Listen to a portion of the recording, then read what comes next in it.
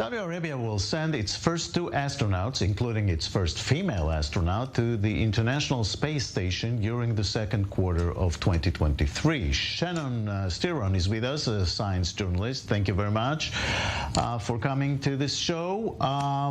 What is the plan, actually? What are they planning? Yeah, so the Axiom Mission 2, which just got approved, is going to launch sometime the last half of 2023. Their plan is to send the first two Saudi Arabian astronauts to space, and they're going to conduct important physics and genomics research on board for about a week. This is one of those private flights, right? It is. It's a new thing that NASA's working with private space companies to send private astronauts to the space station, which does extend the scientific research there. A Saudi female astronaut, that would be a first in so many ways.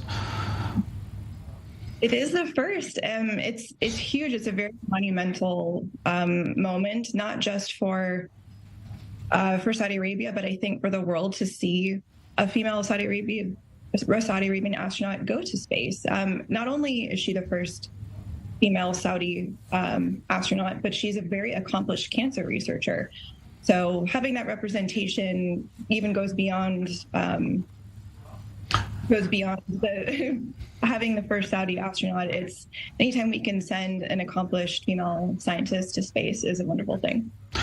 We kind of gotten used to those flights, those private. Who is flying all this time? What's happening in this kind of industry now?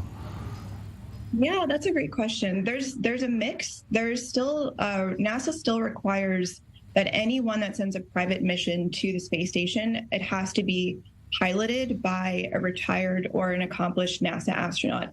And in this case, this mission is breaking a couple of different records. Not only are we sending the first Saudi female astronaut to space, but Peggy Whitson, who is a retired NASA astronaut, this will also be, she will break the record for being the first female to pilot a commercial space mission. She was also the first captain of the International Space Station who was a woman. So we're breaking a lot of records with this crew. It's pretty special. So there's the NASA flights, and there are other private enterprises with private flights, right? Right. There are a few different organizations that are trying to get to the space station. They're flying on either SpaceX rockets or with Boeing.